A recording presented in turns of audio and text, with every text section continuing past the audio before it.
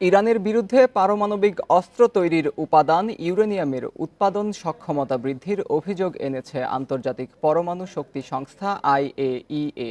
সংস্থাটির মহাপরিচালক বলেন, তেহরান 60% পর্যন্ত বিশুদ্ধ ইউরেনিয়ামে সমৃদ্ধ হয়েছে।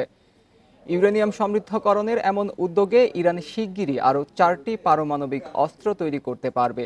বরাবরই পারমাণবিক অস্ত্র তৈরি করতে চাওয়ার অভিযোগ অস্বীকার করে আসছে তেহরান। তবে পশ্চিমা দেশগুলোর অভিযোগ কোন কারণে ইউরেনিয়াম সমৃদ্ধ করছে সেই বিষয়ে ব্যাখ্যা দেয়নি ইরান।